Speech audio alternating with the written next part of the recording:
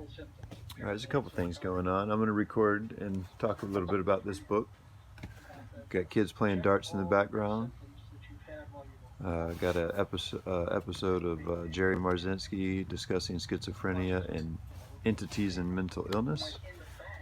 And I pulled a book off the shelf that is a textbook from one of my college classes in the early 90s, where I was very passionate about psychology, and still am, and human behavior and understanding why people do what they do. So it was interesting. I looked through here and there was some stuff that I highlighted back when I was about maybe 19, 20, and I was just going to go through it and see what I was looking at, starring stuff and all that, underlining stuff. Looks like there's a lot in this chapter. Let's see. Water and the moon in your hands. Oh, interesting. Kathleen Keller. Okay. Let's see what this says.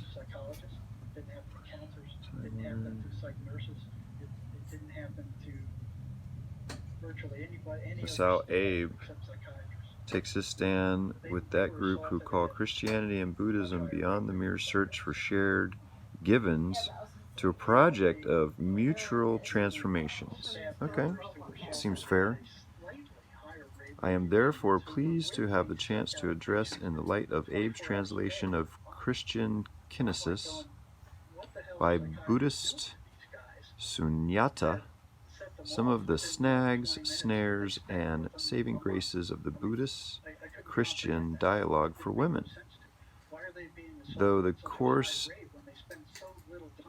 I can speak only from the perspective of white middle-class North American feminist working within the context of a self-critical Christianity. Feminist theology takes special responsibility for unmasking the religious justification of dominance. We recognize in the abundance of women among the spiritual leadership of both Christianity and Buddhism a cause of shameful waste and suffering, attributable not to lack of talent, but to deprivation of opportunity. Okay. Let's see. We have come also to realize that the specific oppression of women... I can't read that. I'll read it through the camera to make sure it can be read. Also come to realize that the specific oppression of women as the most... Well, it's hard to read through here, it's so small. As the most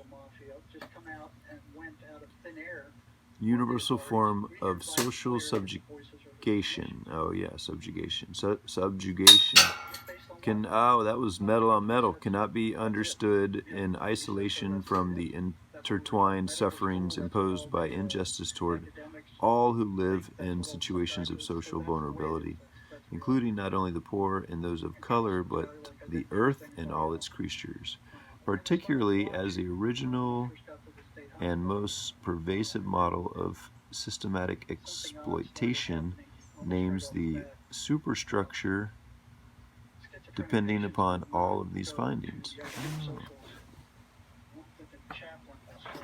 Move a little closer if you hit metal on metal. Oh, we got another one.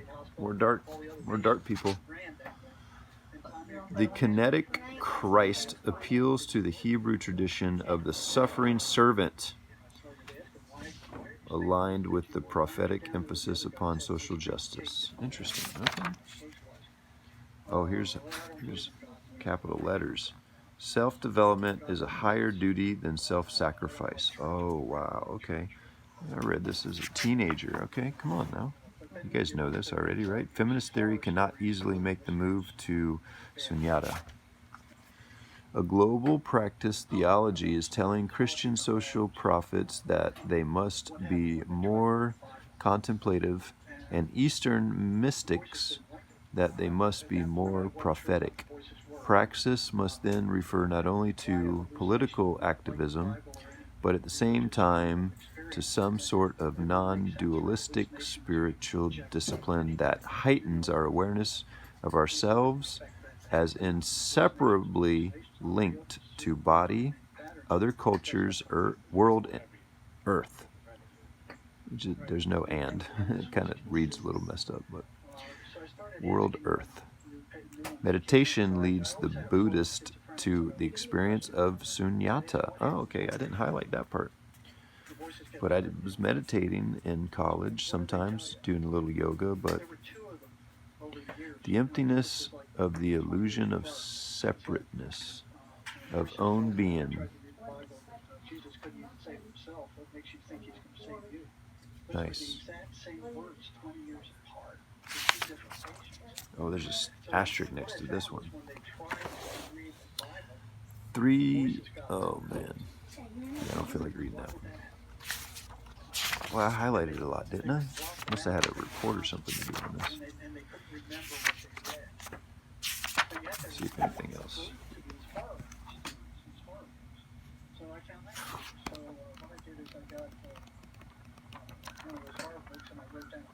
Oh, I saw something. Where did it go? Wow, look at that. That's just all words. Oh, here we go. Okay. In sum, the process theology I discovered at Chicago hey, Chicago, look, another reference. Synchronicity. My dad is from Chicago, South Side.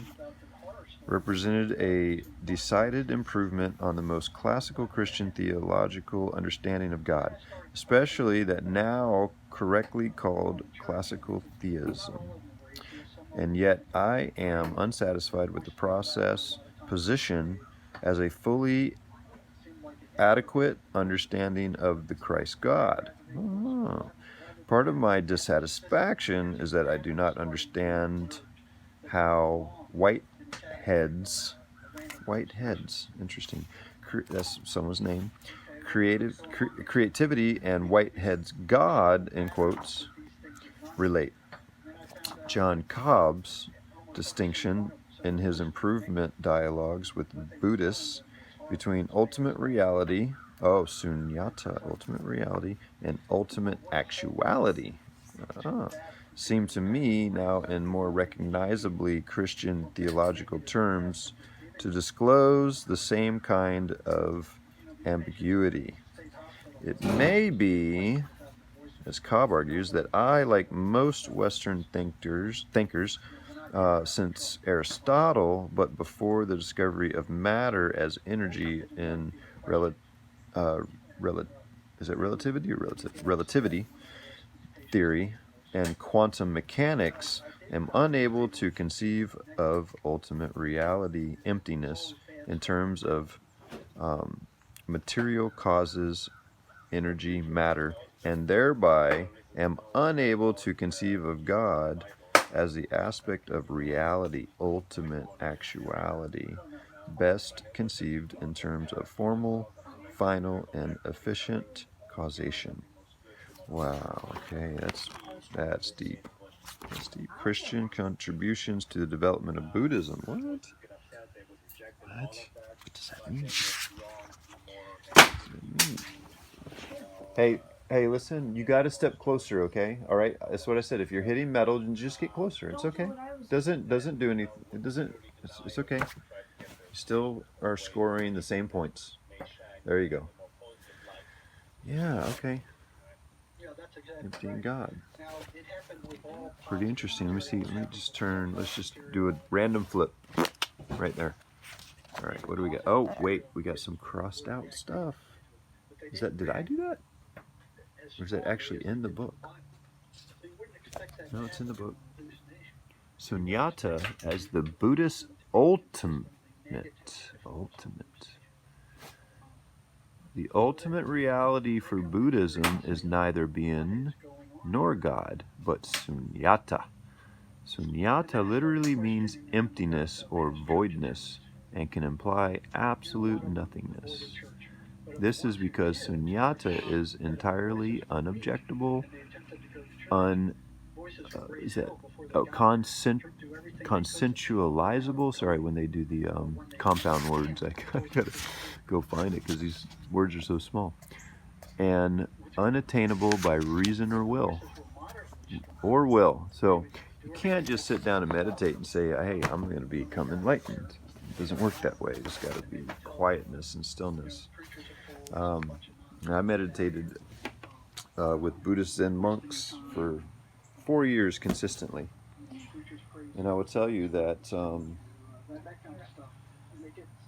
there are all, basically, if you take the top of your head and just skip up to enlightenment, there's all this stuff in between that fills in the space based on your experiences, your thoughts, your beliefs, and that's all the stuff that you transcend.